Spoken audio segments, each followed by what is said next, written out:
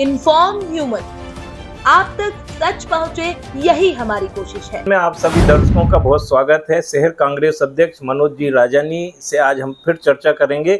और आज सर लगभग 5 विधानसभा में नामांकन सभी प्रत्याशियों ने भर लिए। जी हाँ, हमने भाजपा से भी बातचीत की, अब आपसे भी हम बातचीत करने जा रहे हैं। वो पूरी तरह कॉन्फिडेंट हैं, मुझे लगता है आप भी पूरी तरह कॉन्फिडेंट होंगे। और देवास से बातचीत का सिलसिला शुरू करते हैं। सर, देवास में क्या स्थिति है? देवास में मैंने पहले भी कहा है आपको, आपके चैनल के माध्यम से मैंने खेड़ापति मंदिर पे कहा था चमत्कार होगा। जी। उसकी बानगी की शुरुआत हो चुकी है। कल कार्यालय जब उद्घाटन हुआ तो अद्भुत भीड़ और एक एक पोलिंग से कार्यकर्ता उठ के खुद आया है। ये संगठन की पिछले 1.5-2 सालों की मेहनत है। मेरे ब्लॉक अध्यक्ष, कार्यवाहक अध्यक्ष, संगठन मोर्चे के हमारे अध्यक्ष साथीगण, हमने जो मंडलम सेक्टर और जो बीएलए का सिस्टम बनाया है माननीय कमलनाथ जी के निर्देशन में, उसके बाद एक भी पोलिंग ऐसा नहीं है जहाँ पे कार्यकर्ताओं की टोली नहीं हो। युवा साथी, बुजुर्ग, नाराज साथी जो हमारे थे, मैंने चाय पे चर्चा की, काफ़ी लोगों को समझाया पार्टी के प्रति। और उसके बाद जो एक अद्भुत नज़ारा देखने को मिल रहा है, एक एसएमएस करने मात्र से जी, ये भीड़ बुलाई नहीं जा रही है, ये आ रही है। या किसी कलेक्टर एसपी ने कोई कार्यक्रम के जरिए नहीं बुलाई है। कल आप देखते अद्भुत नज़ारा था। मैंने कहा चमत्कार होगा इस बार, मुझे पूरा विश्वास है। लगभग आपके व्यक्तित्व में, जो राजनीतिक व्यक्तित्व है, उसमें कई बार आप जिन शब्दों का उपयोग करते हैं उनमें भी बहुत गहरे अर्थ छिपे रहते हैं। अभी जब से ये टिकट फाइनल हुआ है, आप चमत्कार शब्द का उपयोग कर रहे हैं। इस शब्द के क्या मायने? देखिए, मैंने आपको पहले भी कहा था कि 48 घंटे वेट कीजिए और बराबर मेरी बात निकली। जी। मैं पिछले 40 वर्षों से कांग्रेस की राजनीति में हूँ। सामाजिक कारोबार रहा है मेरा हर चीज़ का। मैं दूर की बात देख लेता हूँ, मुझे समझ में आ जाता है। मैंने 2018 में कलेक्टर थे श्रीकांत पांडे जी, उनके यहाँ जब बैठक हो रही थी चुनाव पूर्व की, तो मैंने भारतीय जनता पार्टी के तमाम नेताओं को कह दिया था कलेक्टर के सामने ही कि इस बार कांग्रेस की सरकार आ रही है। तो उस समय उन्होंने हंसी ठठारा किया था जी। वो उनको बहुत भारी पड़ा। मुझे बाद में उन्होंने कहा कि आपने किस आधार पर किया था। मैं धरातल पे बात करता हूँ हमेशा। जो परिदृश्य मुझे दिख रहा है इस बार, कोई ग्रुपबाजी नहीं है। नाराज जी तो देखिए, शादी की खुशी का माहौल होता है तो फूफा जी और नाराज हो ही जाते हैं जी। उन्हें मना लिया जाता है। फिर हमारी फूफियाँ क्या करेगी, उनके बच्चे, हमारे भाई लोग क्या करेंगे, मना लेते हैं, हो जाएगा। 1-2 लोग नाराज होते हैं, वो कोई विषय नहीं है। जन आक्रोश जो भारतीय जनता पार्टी के नेताओं के खिलाफ है, उसका पूरा फ़ायदा हमें मिल रहा है। ऐसा कौन सा काम करा है भारतीय जनता पार्टी के नेताओं ने, मुझे बता दें। सट्टा, जुआ, रेत का अवैध व्यापार, नशा, ऐसा कौन सा क्षेत्र छोड़ दिया उन्होंने जहाँ उनके फोटो लगकर धंधे बिजनेस नहीं हो रहे हों? सबको पता है। जी। Everybody knows. देवास का एक एक बच्चा जानता है कि हमें कहाँ अवैध स्मैक मिलती है, गांजा मिलता है, चरस मिलता है। तो हालात क्या हो गए इस देश के, इस देवास के, इस देश में जो सबसे बेस्ट देवास शांति प्रिय शहर माना जाता था, आज आप हालत देख रहे हैं। इन गुंडा तत्वों को किसका संरक्षण प्राप्त है, कौन सा वर्ग अछूता है? आम जनता बहुत साइलेंटली देख रही है, बहुत चुपचाप तरीके। जो वोटर हैं ओरिजिनल, ये 2-4 जो चिल्लापो करते रहते हैं, इनसे कुछ नहीं होता है। राजनीति का मूल मंत्र है जनता सर्वोपरि और जनता निर्णय देगी।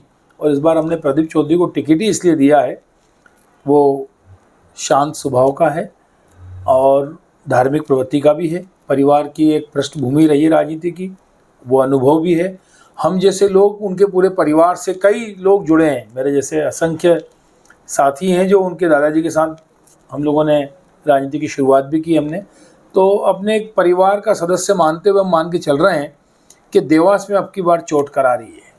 जो हर विधानसभा में एक एक शब्द आपने तय कर लिया होगा। देवास में चमत्कार शब्द का उपयोग कर रहे हैं। खातेगांव में जब विरोध हुआ तो स्वाभाविक शब्द का उपयोग किया। खातेगांव में क्या स्थिति? देखिए, मैंने कोई गलत नहीं कहा, स्वाभाविक है। खातेगांव के लिए मैं फिर कहना चाहूँगा, मैं आज फिर कहता हूँ, दीपक जोशी जी डंके की चोट चुनाव जीतेंगे। पर जो आपने पिछली बार मुझे कहा था कि कार्यकर्ताओं की नाराजगी, तो क्यों नहीं होना चाहिए नाराजगी? मैं आपसे पूछता हूँ।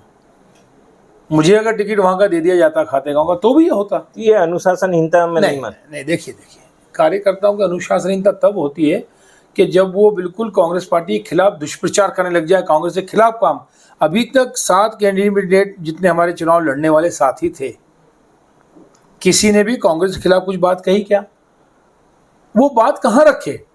प्लेटफॉर्म तो कोई चाहिए, लोकतंत्र में प्लेटफॉर्म यही है। आप गए कि नहीं माहौल को व्यवस्थित करने के लिए? देखिए, पार्टी के अंदर की बात है, मेरा उपयोग आप जानते हैं कहाँ कहाँ हो रहा है और किस तरीके से होता है। मैं संजय दत्त जी के साथ निरंतर संपर्क में हूँ। 5 विधानसभा के अलावा आसपास के ज़िलों में भी मेरा उपयोग हो रहा है। जी। जहाँ मुझे एआईसीसी के सेक्रेटरी महोदय बोलते हैं कि ये इस तरीके से मामला सुलझेगा, तो जो कोऑर्डिनेशन मैं कर सकता हूँ मेरे अनुभव के आधार पर, चाहे वो शाहजहाँपुर ज़िला हो या चाहे सीहोर ज़िला हो, जो कि हमारे आसपास ज़िले लगे हुए हैं जी। तो मैं वहाँ जाके अपना काम कर रहा हूँ। और जो मुझे बेहद इस बात का गर्व भी है कि कांग्रेस का साधारण सा कार्यकर्ता हूँ, उस नाते मुझसे अगर ये अपेक्षा पार्टी की है तो मैं अपनी पूरी मेहनत करता हूँ कि सरकार कांग्रेस की बने। और मुझे ये शो ऑफ करने की आवश्यकता नहीं है कि मैं क्या काम कर रहा हूँ। ये सारे गोपनीय काम होते हैं और जो गोपनीय काम पार्टी मुझ पर भरोसा करके करती है। अब एक बात आपको और बता देना चाहता हूँ कि पिछले दिनों एआईसीसी सेक्रेटरी महोदय का फ़ोन आया, उन्होंने मुझे मजाक में कहा कि विराट कोहली बोल रहे हैं। तो मैं हंस दिया। मैंने कहा सर, मैं विराट कोहली, मुझे क्यों बोला जा रहा है? बोले आप जैसा हरफनमौला खिलाड़ी हमें चाहिए था, वो हमें मिल चुका है और पल पल की आपकी रिपोर्ट हमारे पास है और आप क्या कर रहे हैं ये हमारे लिए गर्व की बात है। इससे बड़ा सर्टिफिकेट मुझे और क्या चाहिए?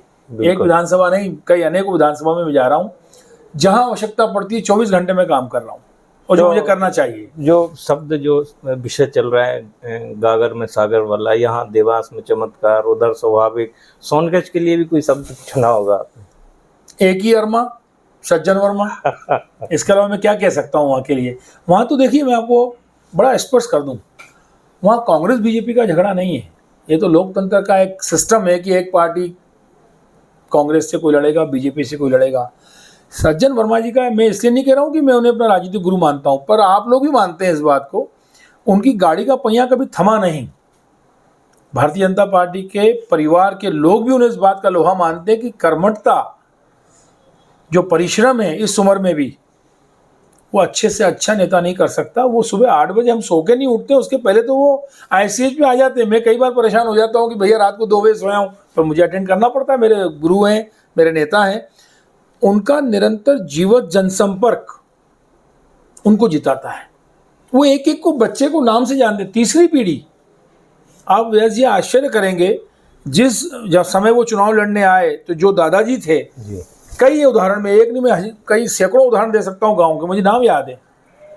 चाहे समरसी गांव की बात कर लूँ, पालिया गांव की बात कर लूँ, टोंक कला की बात कर लूँ, चाहे मैं तालोद की बात कर लूँ, भीलखेड़ी की बात कर लूँ, तालदी की बात कर लूँ।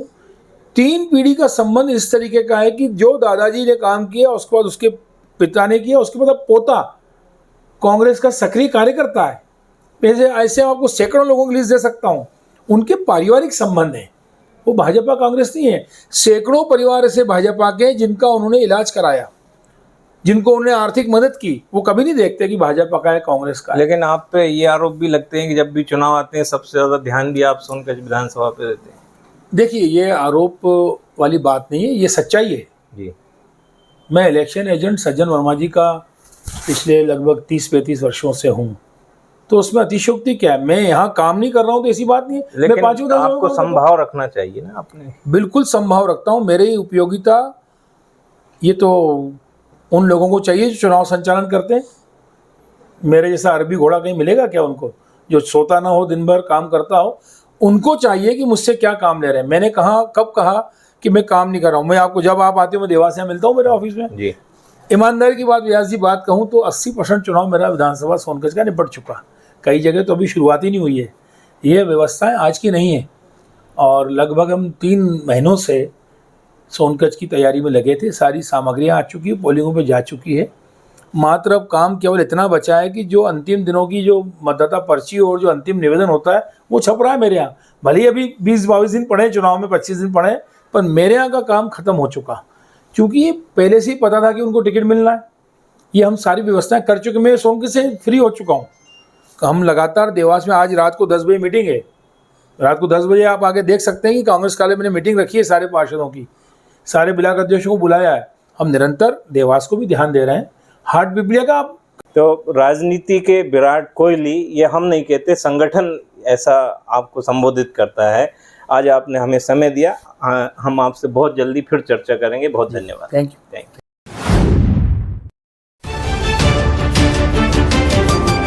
इन्फॉर्म ह्यूमन, आप तक सच पहुंचे, यही हमारी कोशिश है।